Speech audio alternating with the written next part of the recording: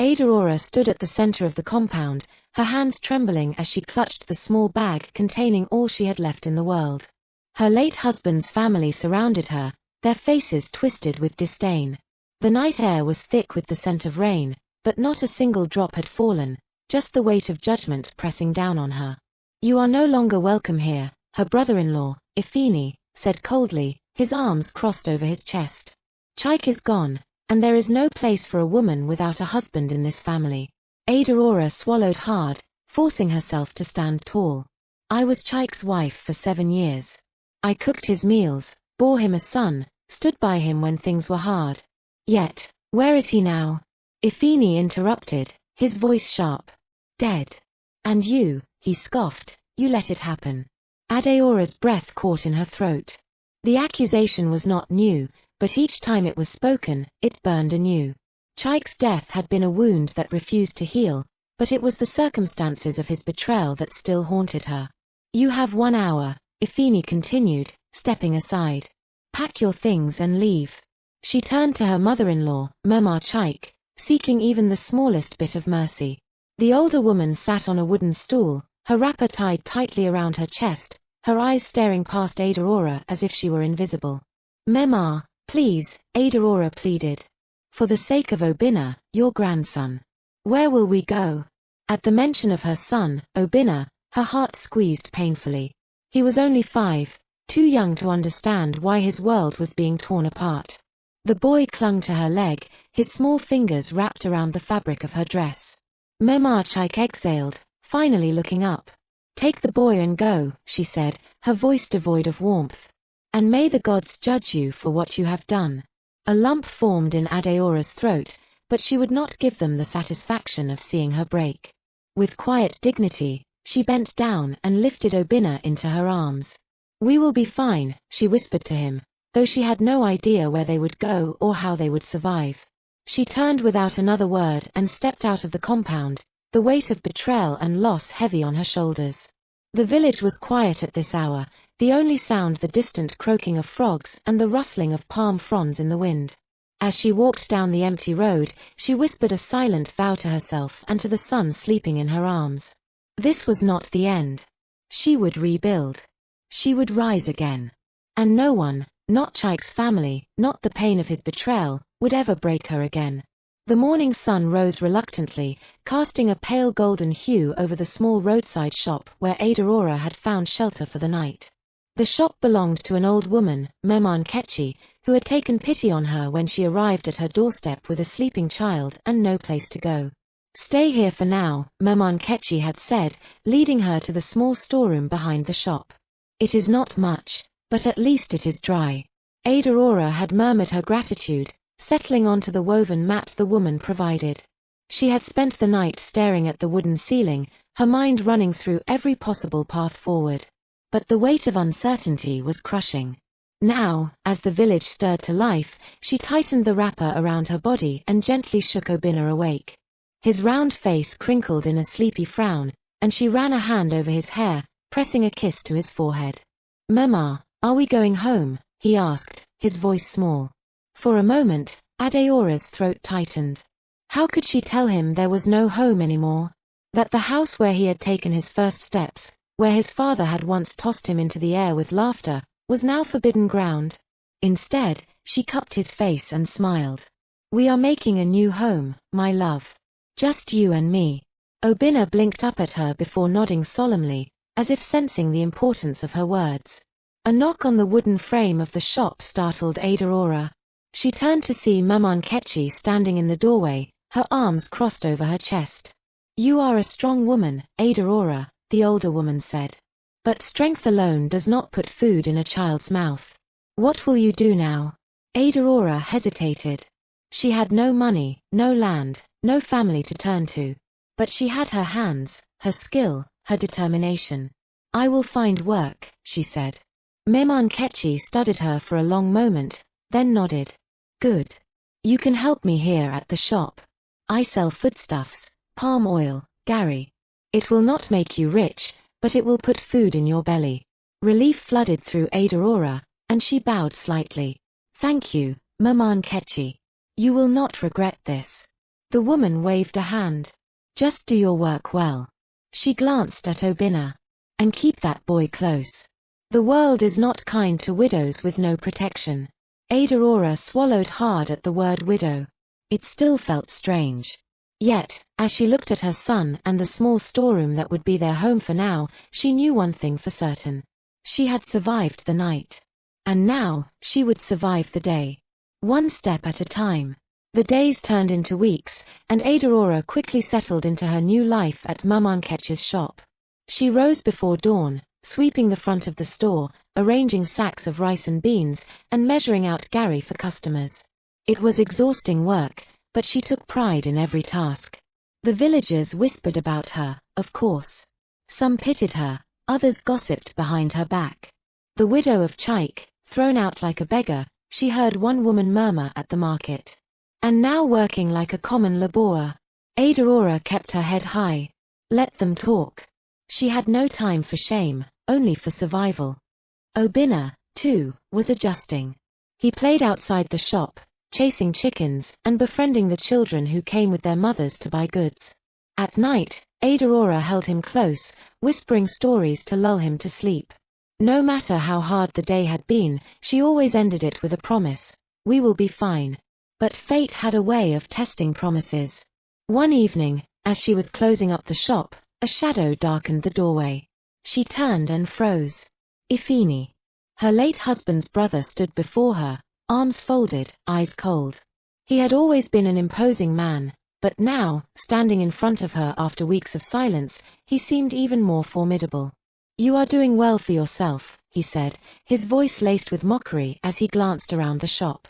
Selling gari and palm oil like a village woman. Adaora stiffened but said nothing. She would not let him see that his presence rattled her. Ifini stepped closer. I came with a warning. She narrowed her eyes. A warning? You have no husband to protect you, Adaora. No family name to shield you. Be careful. Not everyone in this village will be as kind as Mama Nkechi. She clenched her fists. Is that a threat? He smirked. Call it what you will. He leaned in slightly. You should have left when we told you to. Rage surged through her veins. For years, she had lived in Chike's shadow, obeying, submitting, bending to family expectations. But those days were gone. She squared her shoulders and met Ifini's gaze head-on. I may have lost a husband, she said evenly, but I did not lose my worth. Ifini's smirk faltered, but he recovered quickly. We shall see, he murmured before turning and walking away. Adaora watched him go, her heart pounding. She did not know what Ifini had planned, but she knew one thing, she would not cower. She had started over once. If she had to fight for her place in this world, so be it. The encounter with Ifini left Adaora unsettled, but she refused to let fear dictate her next steps. She poured herself into work, saving every coin she earned and planning for the day she could leave Mama Nkechi's storeroom for a place of her own. Yet, the past had a way of creeping back in. One afternoon, as she was serving a customer, she noticed a familiar figure standing across the road. He was tall, with a quiet presence, watching her with an intensity that sent a shiver down her spine. Jide. Her breath hitched. She hadn't seen him in years. He had once been a friend, more than a friend, if she was honest with herself. Before Chike, before marriage, before her life had been carved into something she hadn't chosen. Jide took a step forward, his deep brown eyes searching hers. Adaora, he said, his voice steady but laced with something else. Something softer. She forced a smile, though her heart was pounding. Jide. It has been a long time. He nodded, his gaze flickering to the shop, then to Obinna, who was playing with stones a few feet away. I heard what happened, he said carefully. I'm sorry. She stiffened. She hated pity. Hated the way people looked at her now, like she was something broken. I am fine, she said, straightening her shoulders. I don't need anyone's sympathy. Jide tilted his head slightly. I didn't say you did. Something in his tone made her falter. He had always been like this, calm, unwavering, seeing her in ways others did not. It had once been comforting. Now, it felt dangerous. She glanced away, focusing on the sacks of rice beside her. Are you back in the village for long? For a while, he said. I have business here. A pause. And I wanted to see you. Her chest tightened. She was not the same girl he had known. The Adaora he had once admired was gone, buried under betrayal, grief, and the weight of survival. Before she could respond, Obinna came running up to her. Mama. I'm hungry. She smiled down at him, brushing dust from his cheek. I will get you something soon, my love. Jide watched the boy carefully, something unreadable in his expression. He looks like you, he said after a moment. Adaora swallowed. She knew what he meant. Obinna had her eyes, her lips, but there were traces of Chike too. A reminder of a life she was trying to leave behind. She exhaled and turned back to Jide. It was good to see you again. He hesitated, then nodded. Take care, Adaora. As he walked away, she found herself gripping the edge of the wooden counter, steadying herself. The past was knocking. And she wasn't sure if she was ready to open the door. The evening air was thick with the scent of burning firewood and roasted maize. Adaora sat outside Memonketch's shop, watching Obinna nibble on a piece of boiled corn. His small legs swung back and forth as he ate, oblivious to the storm brewing in her mind. Jide's visit had unsettled her more than she cared to admit. It was not just the weight of his gaze or the quiet concern in his voice, it was the reminder of what could have been. Before Chike. Before everything had unraveled. You have been quiet all evening, Memonketch observed, lowering herself onto a stool beside Adaora. Adaora exhaled slowly. An old friend stopped by today. Memonketch clicked her tongue. A man. A wry smile tugged at Adaora's lips. The old woman was sharp. Yes. Jide. We knew each other before I married Chike. Memonketch gave her a knowing look. And what does this Jide want? Adaora shook her head. I don't know. He said he was in the village for business, but I think he wanted to check on me. Memonketch leaned back, her wrapper rustling as she folded her arms. A man does not seek out a woman he has not seen in years just to check on her. Adaora frowned. It doesn't matter. My focus is on Obinna and building a life for us. The older woman studied her for a moment, then sighed. I understand your fears, Adaora. But do not let pain close doors that were never meant to be shut. Adaora said nothing. Later that night, as she lay beside Obinna on the thin mattress, she thought about Memonketch's words. She had spent so long fighting to survive that she had never allowed herself to think of anything beyond that. But what if there was more for her? What if happiness, real happiness, was still possible? She closed her eyes, willing herself to sleep. But deep down, she knew the past had not finished with her yet. 2 days passed before Adaora saw Jide again. This time, he did not linger across the road or wait for her to notice him. He came straight to her. She was arranging fresh sacks of beans outside the shop when she heard his voice. Adaora. She turned slowly, wiping her hands on her wrapper. He stood before her, dressed in a crisp white shirt and dark trousers, looking every bit the man he had grown into, confident, composed, and with a presence that unsettled her in ways she wasn't ready to admit. You're back, she said, her voice carefully neutral. He smiled slightly. I never left. Her brows furrowed. What do you mean? Jide shifted, glancing around before lowering his voice. I've been staying at my uncle's house on the other side of the village. I've been waiting to see if you would come to me. Adaora stiffened. Why would I? His gaze softened. Because I never stopped thinking about you. Her breath caught, and for a moment, she was that girl again, the one who had once dreamed of a different future, before duty and family expectations had led her to Chike. But she was not that girl anymore. She straightened. Jide, my life is not the same as it was before. I have a son to think about. I have responsibilities. And I am not asking you to abandon any of them, he said gently. I just want to be in your life again. Adaora swallowed hard. She wanted to believe him, but experience had taught her that love could be fleeting, that promises could turn to dust. Before she could respond, Memonketch's voice rang out from inside the shop. Adaora. Are you going to stand there all day, or will you finish your work? Adaora took a steady breath and looked back at Jide. I have to go. He nodded but did not move. I'll wait for you. She turned away, pretending she hadn't heard him. But deep down, she knew, Jide was not going anywhere. The village was buzzing. Adaora could feel the shift in the air, the stolen glances, the murmurs behind her back. It had only been a few days since Jide's return, but already, people were talking. Did you hear? The widow and that Jide were seen talking again. Chemph. Has she no shame? Her husband is barely cold in the ground. Adaora gritted her teeth as she handed a customer her bag of palm oil. She had expected the gossip, but it still stung. Later that evening, as she swept the front of the shop, Unkechi sat on a wooden stool, chewing on a stick of sugarcane. Let them talk, the old woman said suddenly. Adaora stopped sweeping and looked at her. You think I don't hear the nonsense they say? Unkechi continued. But have any of them fed you? Have they given you shelter? No. So why should their words trouble you? Adaora sighed. It's not just the gossip, Mama. It's Ifini. I don't trust him. Unkechi's eyes darkened. You are right not to. Adaora hesitated. What do you mean? The old woman spat out the sugarcane fiber and leaned closer. A woman came to the shop today. She said Ifini has been asking questions. About you. About Jide.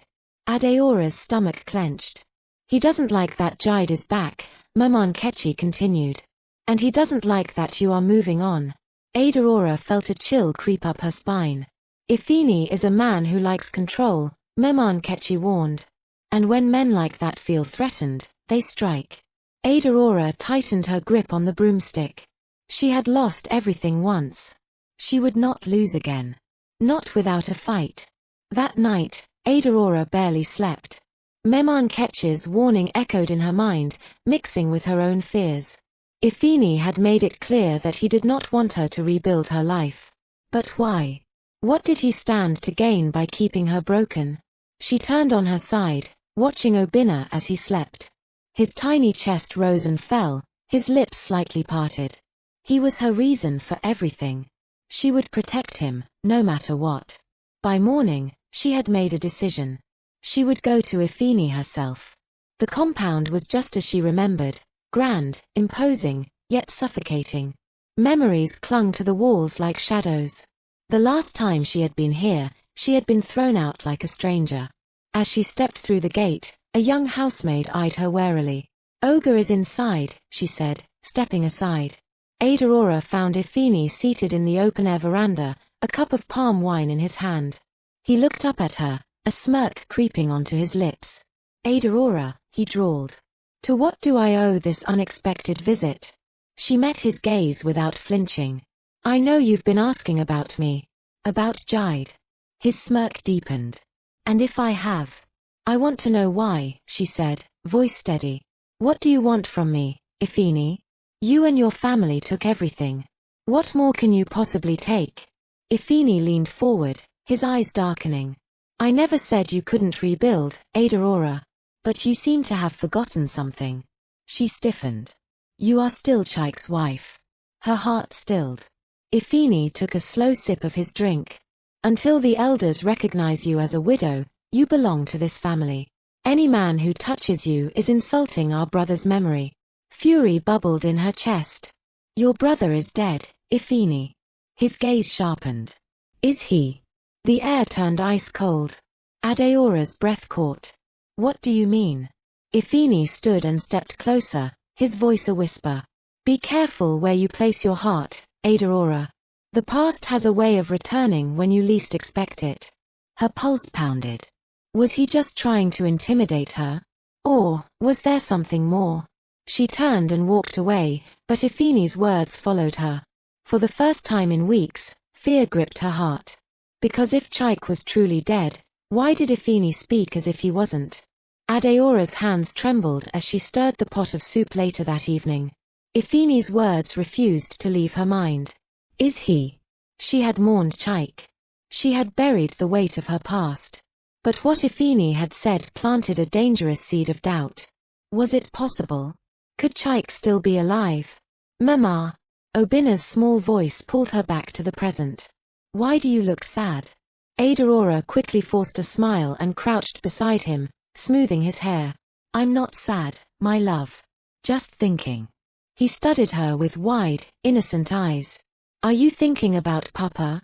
Her heart twisted. She cupped his cheek. No, Obim. I'm thinking about our future. And she was. Because if Ifini was playing a game, she needed to know the rules. The next morning, she made her way to the one person who might have answers, the eldest member of Chike's family, Papa Odenigbo. The old man lived on the outskirts of the village, his thatched roof hut surrounded by thick palm trees. When Adaora arrived, she found him sitting outside, grinding tobacco leaves with his calloused hands. He squinted up at her. Ah. The widow of Chike. She hesitated, then stepped forward. Baba, I need to ask you something important. He gestured for her to sit on a wooden stool. Speak, child. She inhaled deeply. Is Chike truly dead? Papa Odenigbo froze. For a long moment, he said nothing. Then, he sighed heavily and leaned back. What has Ifini told you? Adaora's stomach clenched. Nothing concrete. Just hints. But I need the truth. The old man's lips pressed into a thin line. Truth is a heavy thing, Adaora. Are you prepared to carry it? She swallowed hard. I have no choice. Papa Odenigbo exhaled slowly. Then listen carefully.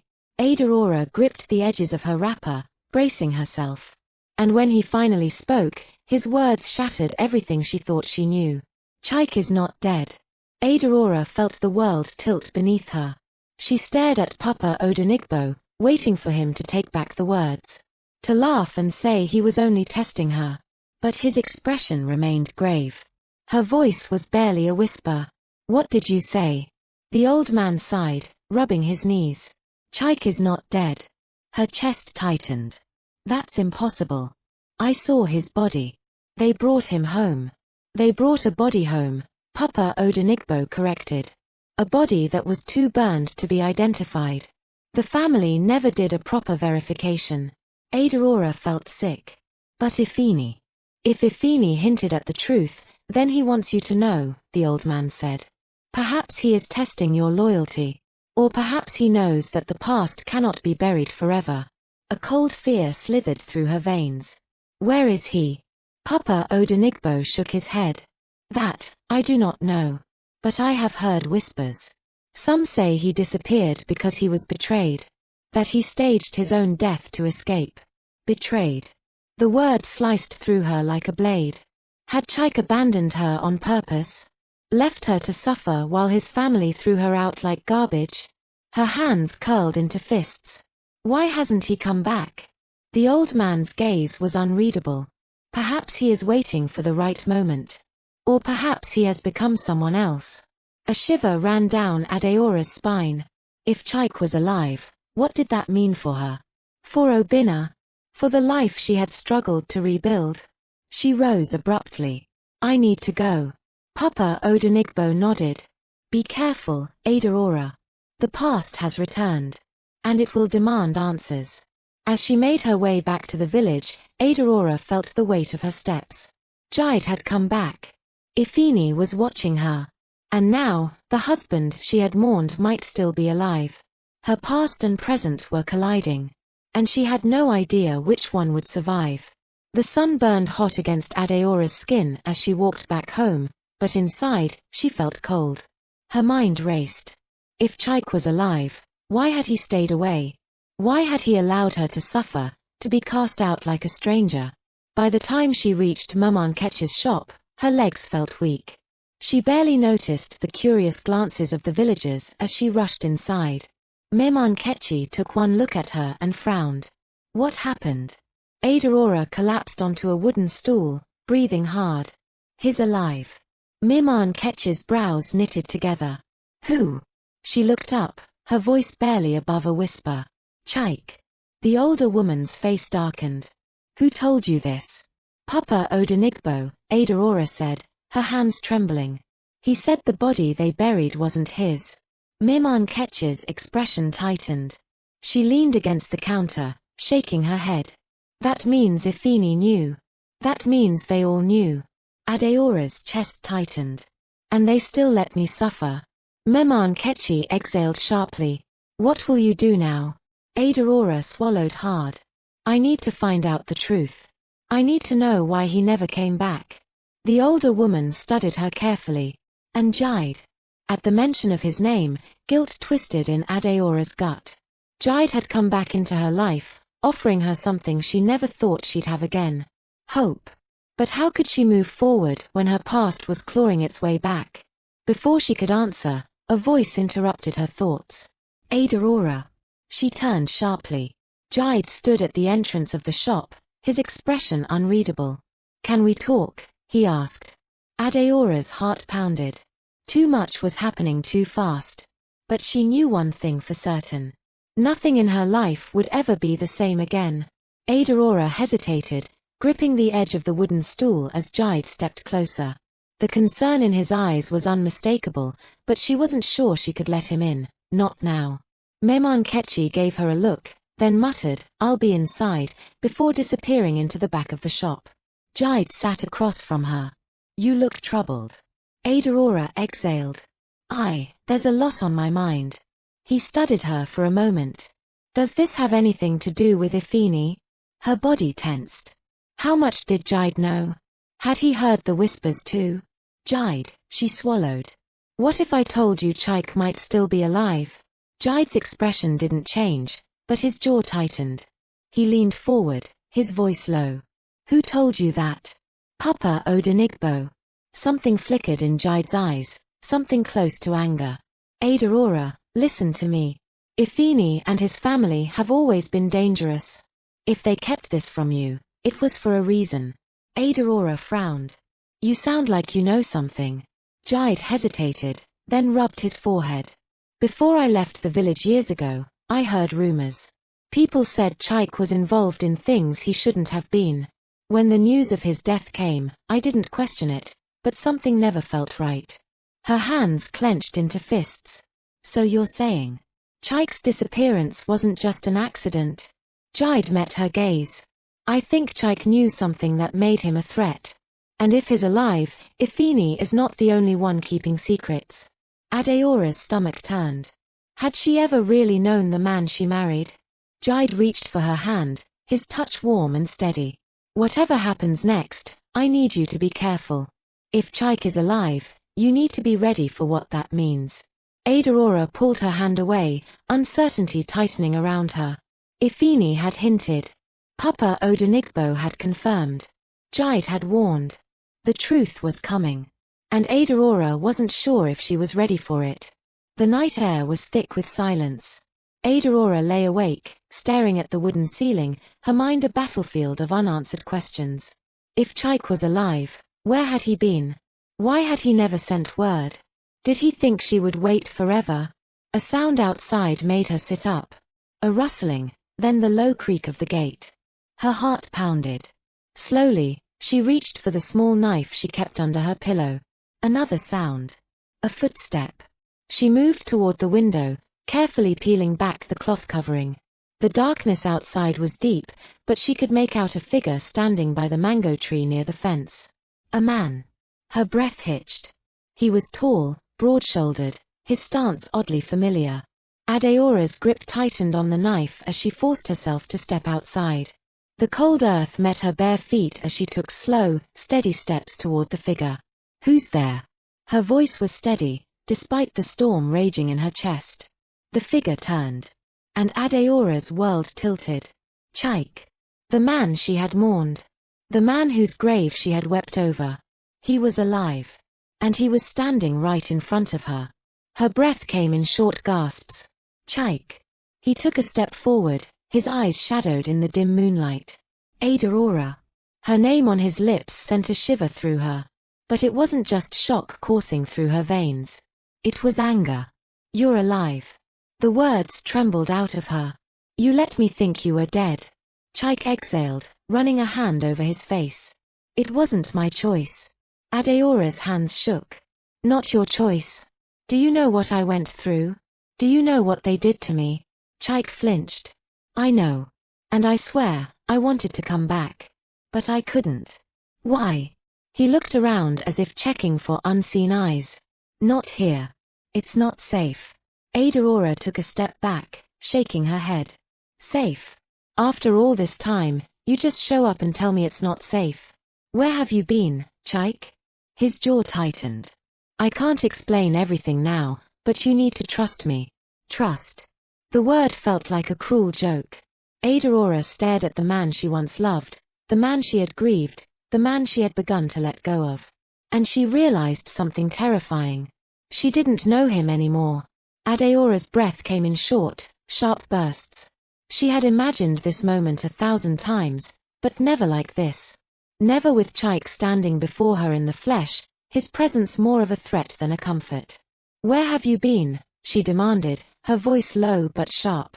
Tell me the truth, Chike. No more secrets. He ran a hand over his beard, exhaling heavily. I had to disappear, Adaora. I was betrayed. Her stomach twisted. Betrayed by who? Chike's eyes darkened. If I tell you, you'll be in danger. Adaora let out a bitter laugh. Danger? I've already been through hell, Chike. Your family threw me out like trash. Ifini has been watching me like a hawk. I rebuilt my life, and now you show up and act like I'm the one who needs protecting. Chike took a step closer, his voice urgent. I never wanted you to suffer. I never wanted any of this. But I found out something before I died. Something that made me a target. She swallowed hard.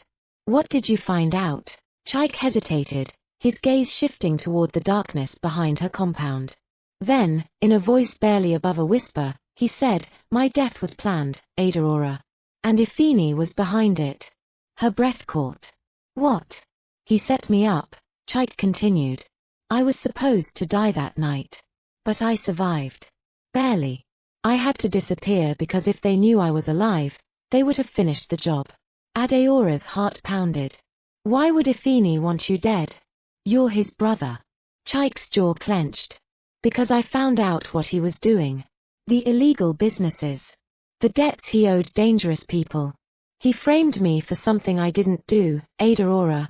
And when I started asking questions, I became a problem. Adaora felt dizzy. The ground beneath her seemed to shift. Ifini let me suffer, she murmured, more to herself than to him. He let me believe you were dead. He made me feel like I was nothing. Chike's fingers twitched, as if he wanted to reach for her but thought better of it. I came back for you, Adaora. For Obinna. At the mention of their son, Adaora stiffened. Obinna doesn't know you, she said, her voice breaking. He doesn't even remember your face. Pain flickered across Chike's features, but he nodded. I understand. But I want to fix this. I want my family back. Adaora's breath hitched. Family. She had spent years trying to rebuild what she lost, and just when she thought she had found peace, Chike had returned to claim what he abandoned. And worst of all, she wasn't sure she could forgive him. Adaora's pulse pounded in her ears. Chike stood in front of her, waiting, hoping, for her to accept his return. But how could she? You want to fix this, she whispered, her voice shaking. How, Chike? How do you fix a life you left in ruins? Chike exhaled, stepping closer. I didn't have a choice, Adaora. She let out a bitter laugh. There is always a choice. You could have sent a message. You could have let me know you were alive. Chike's jaw tightened. I wanted to. But I had no one to trust. I didn't even know if Ifini had turned you against me. She scoffed. Turned me against you? Chike, I buried you. I mourned you. And when I needed your family, they threw me away. The pain in her voice was raw, cutting through the night air. Chike swallowed hard. I swear to you, I wanted to come back sooner. But Ifini had eyes everywhere. If he knew I was alive, he would have come after you and Obinna. Adaora's breath hitched. And now? What's changed? Chike hesitated. I have proof now. Proof that Ifini betrayed me. That he stole from powerful people and framed me to take the fall. His fists clenched. If I take this proof to the right people, I can finally bring him down. She shook her head, overwhelmed. This isn't just about you and Ifini. You left me to fight battles alone. And now, when I finally found peace, you come back asking for what? Forgiveness. A second chance. Chike's expression darkened with something unreadable. Is there someone else? Adaora stiffened. Jide. His name lingered on her tongue, but she didn't speak it. Chike's gaze sharpened. There is someone else. Silence stretched between them. Adaora finally lifted her chin. I had to survive, Chike. You left me no choice. Pain flickered across his face. He took a step back, nodding slowly, as if letting reality settle in. I see. Adaora's heart ached, but she refused to let it show. Chike may have come back from the dead, but he wasn't the man she had once loved. And she wasn't the woman who had waited for him. Chike's silence was heavy, his expression unreadable. Adaora braced herself, expecting anger, maybe even blame. But when he finally spoke, his voice was quiet. Do you love him? Her heart clenched. Jide had been her rock, the man who had shown her that love could be safe, steady. But standing here in front of Chike, she realized something terrifying. She didn't have an answer. I don't owe you that answer, she said instead, crossing her arms. You lost the right to ask me about my heart when you disappeared. Chike's jaw tensed. I never stopped loving you, Adaora.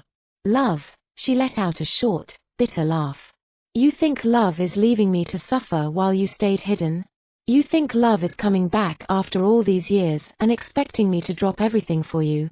I didn't expect it to be easy, Chike admitted. But I had to come back. For you. For Obinna. For justice. At the mention of their son, Adaora's anger wavered. She had fought so hard to keep Obinna safe, to give him a life without the shadow of betrayal. Could she really deny him the chance to know his father? She took a deep breath. You want a second chance, Chike? Prove to me that you deserve it. Show me that you're not just here to undo the past, but to build something better. Chike nodded. I will. But before she could say anything else, another voice cut through the night. Adaora? She turned sharply. Jide stood a few feet away, his face unreadable, his eyes shifting between her and Chike.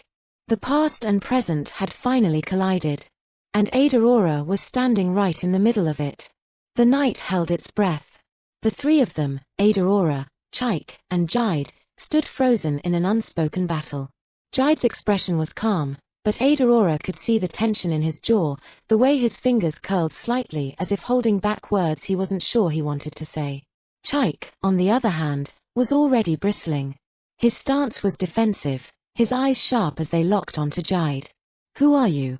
Chike's voice was low, but there was no mistaking the challenge in it. Jide took a step forward. Someone who's been here when you weren't. Adaora inhaled sharply.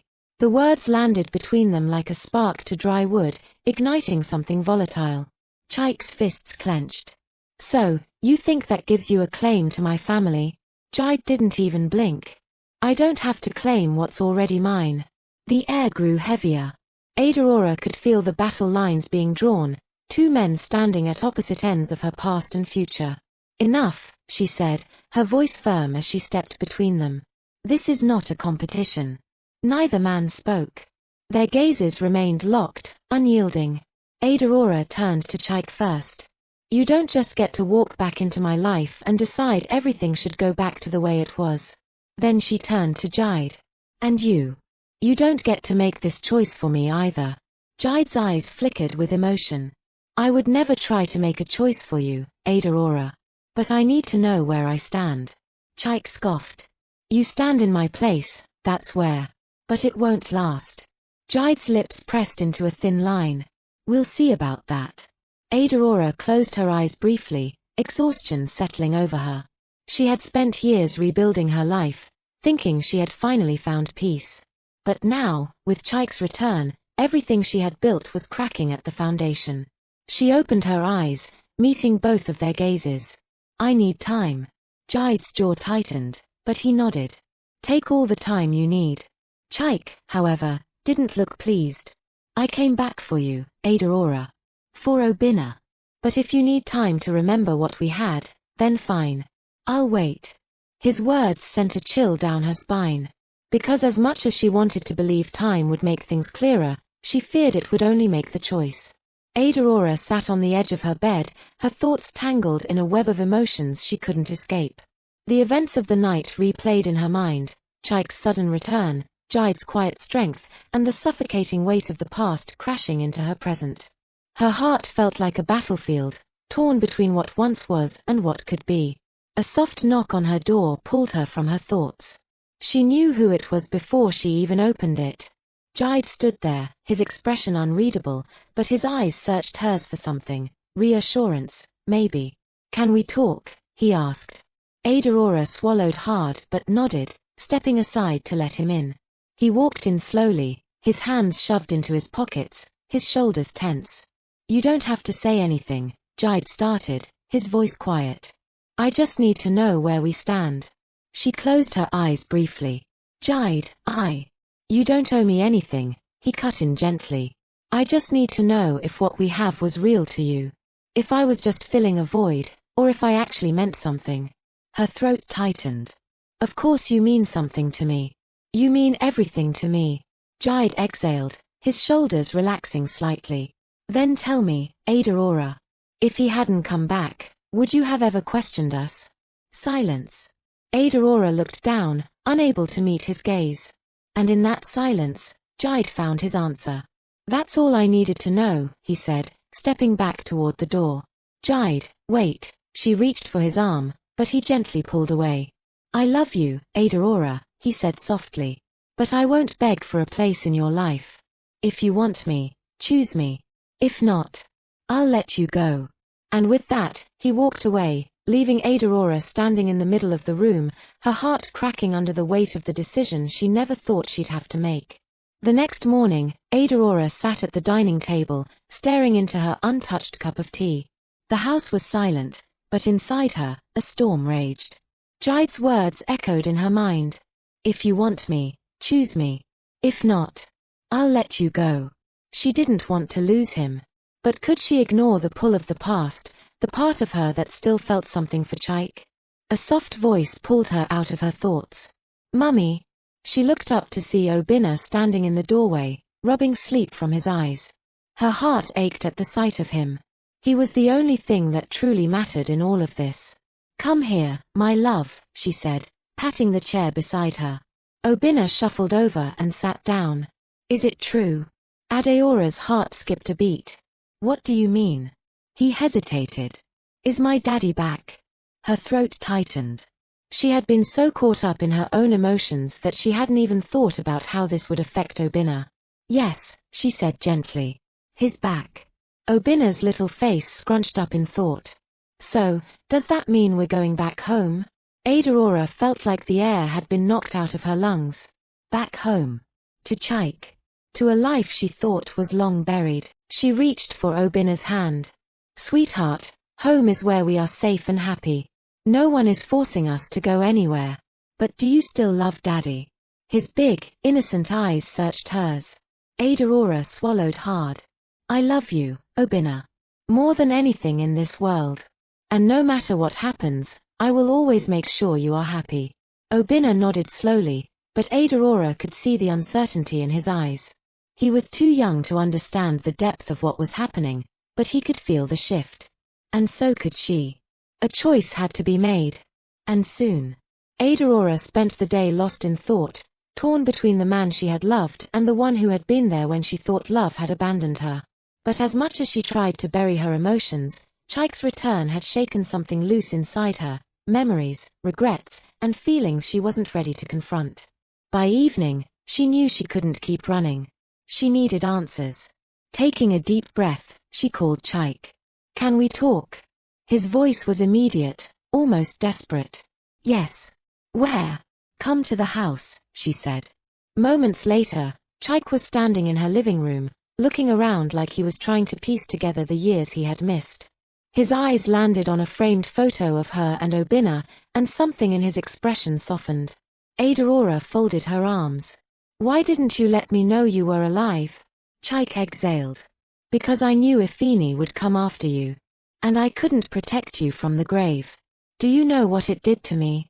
Her voice cracked. "I grieved for you, Chike. I buried you in my heart. And then, when I needed your family, they tossed me out like I was nothing." Pain flickered in his eyes. "I swear, if I had known." "But you didn't know, did you?" she cut in. "Because you weren't there." Chike's jaw tightened. "I'm here now." "And what does that mean?" she demanded. "That I should forget everything and pick up where we left off." "I don't expect it to be easy, Adaora," he admitted. "But I came back for you. For Obinna. I won't walk away from this." She let out a slow, shaky breath. "And what about Jide?" Chike's expression darkened. "Do you love him?" Her silence was answer enough. Chike took a step forward. "I know I lost time. I know I hurt you. But tell me this, if I had never left, would you have chosen him?" Adaora's lips parted, but no words came. Because deep down, she already knew the answer. And that terrified her. Chike stood there, waiting. His question hung between them, heavy and unrelenting. "If I had never left, would you have chosen him?" Adaora's hands clenched into fists at her sides. How could she answer that when nothing about their lives had turned out the way it was supposed to? "That's not fair," she whispered. "But it's the truth," Chike pressed.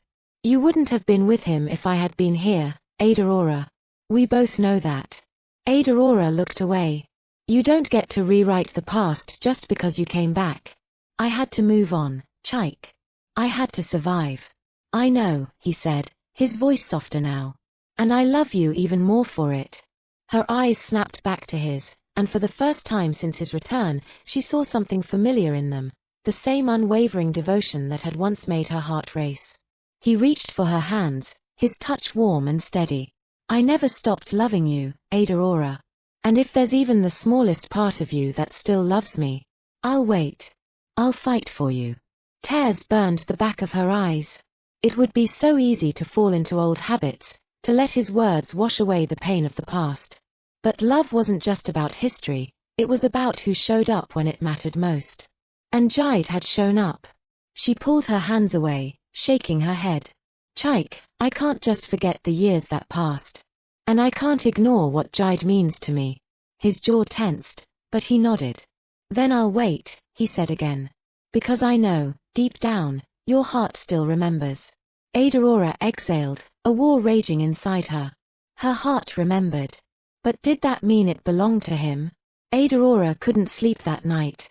No matter how much she tried to silence the thoughts warring in her mind, they refused to rest. Chike was back. Jide was waiting. And she was stuck in between, her heart torn down the middle.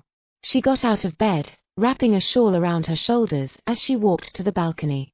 The air was cool, the city lights twinkling in the distance, but she barely noticed. All she could think about was the two men who had shaped her life in ways she never expected.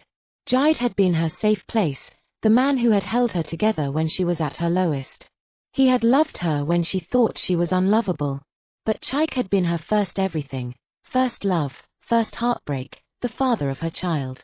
And despite all the pain, a part of her still felt tethered to him. A soft knock on the door startled her. She turned and found Obinna standing there, rubbing his eyes sleepily. "Mummy." His voice was small. "Are you okay?" She forced a smile and opened her arms. "Come here, my love."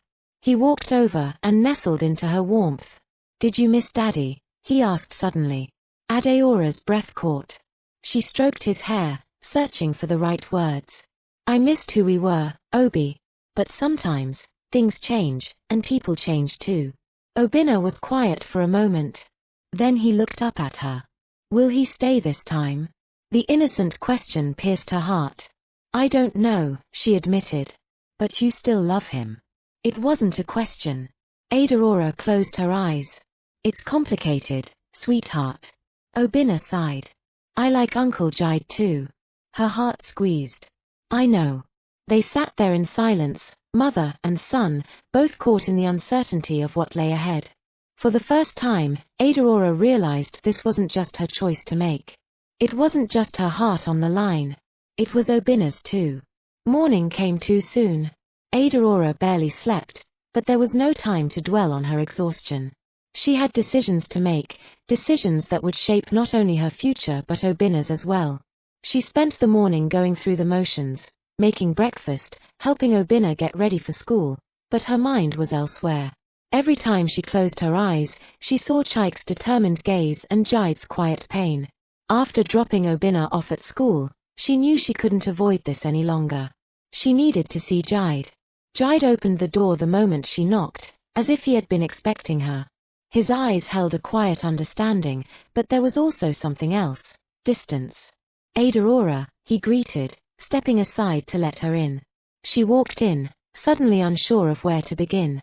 The space between them felt different now, like a door had already begun to close. Jide leaned against the table, arms crossed. "You've made your choice, haven't you?" She hesitated. "Jide, You don't have to explain," he cut in gently. "I already knew the moment he came back." Adaora's chest tightened. "It's not that simple." Jide gave a small, sad smile. "It is. You love him." She opened her mouth to deny it but stopped. Because wasn't that the very thing keeping her up at night? Jide sighed. "I won't stand in your way, Adaora. I never wanted to." Tears burned her eyes. "You've been so good to me. To Obinna. I never wanted to hurt you." He nodded. "I know." She took a shaky breath. "I don't know what happens next. I don't know if Chike and I can even make this work again. But I do know that I can't pretend my heart isn't still tied to him." Jide exhaled and nodded slowly. "Then that's your answer." Silence stretched between them.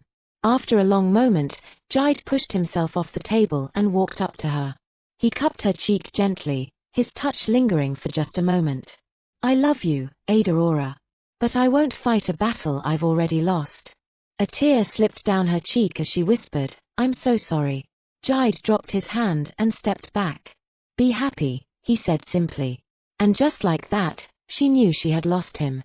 Adaora sat in her car outside her house, gripping the steering wheel as she tried to steady her emotions. Letting go of Jide felt like losing a safe harbor, but she couldn't ignore the truth. Her heart had never fully let go of Chike. As she stepped out of the car, she saw him waiting by the front door. He was leaning against the wall, hands in his pockets, his eyes filled with an emotion she couldn't quite read. "You spoke to him," Chike said quietly. Adaora nodded, swallowing the lump in her throat. "Yes." Chike exhaled, nodding as if he had expected it. "And?" She met his gaze, searching for the words. "Jide is a good man. He loved me. He loved Obinna." She hesitated. "But you were my first love, Chike. And even after everything, that hasn't changed." Chike took a step closer, his voice raw. "I know I failed you. I should have protected you. I should have been here." "You weren't," Adaora whispered. "And I had to survive without you." His jaw tightened. "I know. And I will spend the rest of my life making up for it, if you let me." She looked away, her heart still unsure. "We can't just pick up where we left off. Too much has happened." "I don't expect us to," he said softly. "But we can start over." Adaora took a shaky breath. "This isn't just about us, Chike. It's about Obinna. His whole world is about to shift." Chike nodded. "I want to be a father to him again. I know it'll take time, but I'll do whatever it takes." She studied his face, looking for any trace of the man who had once been her whole world. Maybe he was still in there. Maybe they could find their way back. "Let's take it slow," she finally said. A small, hopeful smile touched his lips. "Slow is fine. As long as I have you." Adaora didn't respond. She wasn't ready to make promises. But as she let Chike pull her into a gentle embrace, she realized one thing: she was ready to try.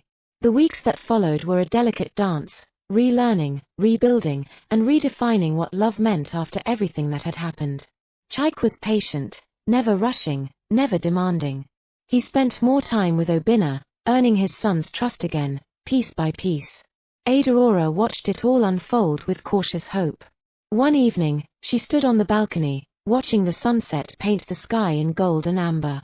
Chike joined her, standing close but not touching. "Do you regret choosing me?" he asked quietly. She turned to him, really looking at him. The man who had once been her whole world, the man who had shattered it, and now, the man trying to rebuild it with her. "No," she said, surprising even herself. "But I won't pretend I'm not scared." Chike exhaled, nodding. "I am too. But I know one thing. I love you, Adaora. I always have." She smiled, a small but genuine one. "Then let's find our way back, together." He reached for her hand, and this time, she didn't pull away. As the evening breeze wrapped around them, Adaora realized something. Home wasn't a place. It wasn't even the past.